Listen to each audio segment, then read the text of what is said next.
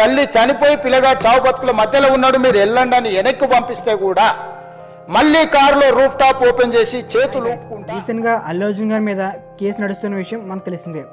అసలు అల్లు అర్జున్ గారు ఎందుకు అరెస్ట్ అయ్యారు అనే విషయాన్ని మనం ఈ వీడియోలో క్లారిటీగా మాట్లాడుకుందాం.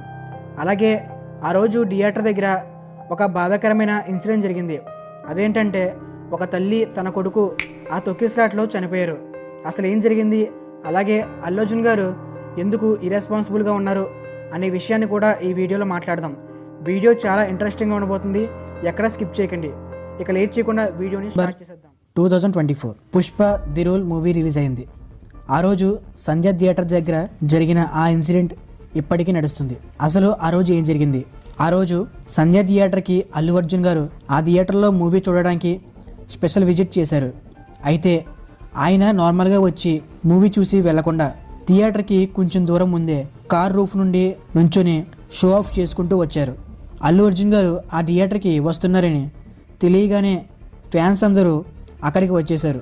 జస్ట్ కొన్ని నిమిషాల్లోనే ఆ క్రౌడ్ చాలా పెరిగిపోయింది. ఇక్కడ చెప్పవలసిన ఇంకో విషయం ఏంటంటే తెలంగాణ గవర్నమెంట్ మూవీ టీంని థియేటర్లో మూవీ చూడడానికి పర్మిషన్ ఇవ్వలేదు. కానీ పర్మిషన్ లేకపోయినా అల్లు అర్జున్ గారు సంధ్య థియేటర్కి వచ్చారు. అయితే థియేటర్ గేట్స్ ఓపెన్ చేసినప్పుడు ఫ్యాన్స్ రద్దీ బాగా పెరిగిపోయింది.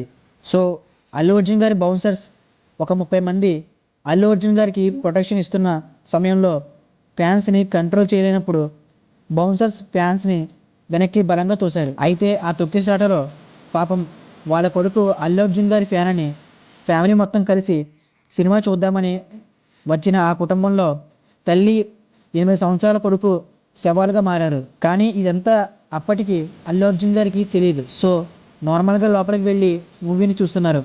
ఇప్పుడు చనిపోయిన ఫ్యామిలీ గురించి చూస్తే అమ్మ, నాన్న, 8 సంవత్సరాల కొడుకు, ఒక కూతురు. వాళ్ళ నాన్న నార్మల్ ప్రైవేట్ కంపెనీలో జాబ్ చేస్తూ ఉంటాడు. నెలకి 30,000 శాలరీ అతనికి వస్తుంది. అయితే కొడుకు అడిగాడు కదా అని పుష్ప మూవీ చూడడానికి ఫ్యామిలీతో కలిసి వెళ్ళారు. సినిమా టికెట్ ఎంత అనుకుంటున్నారు? ఒక టికెట్ 3,000. అయినా సరే ఫ్యామిలీ మొత్తానికి 12,000 ఖర్చు పెట్టి టికెట్స్ తీసుకున్నారు. ఇంతలో అల్లు అర్జున్ గారు రావడంతో ఇందాక చెప్పినట్లు తొక్కేసలాట మొదలైంది. ఆ టైంలో నాన్న, వాళ్ళ పాప అందులోంచి బయటపడ్డారు. కానీ రేవతి గారు వాళ్ళ కొడుకు మాత్రం బయటకు రాలేకపోయారు.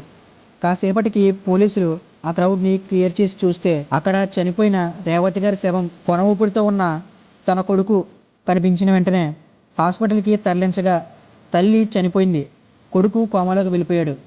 జరిగిందంతా పోలీసులు అల్లు అర్జున్ గారికి చెప్పడానికి వెళ్ళినప్పుడు థియేటర్ సిబ్బంది పోలీసులను లోపలికి వెళ్ళలేకపోవడంతో థియేటర్ సిబ్బందిని పోలీస్ అఫీషియల్స్ వారెంట్ చేస్తే అప్పుడు వెళ్ళడానికి ఒప్పుకున్నారు. అయితే లోపల అల్లు అర్జున్ గారికి జరిగిందంతా చెప్పి మీరు థియేటర్ నుండి వెళ్ళిపోండి అని పోలీసులు చెప్పారు.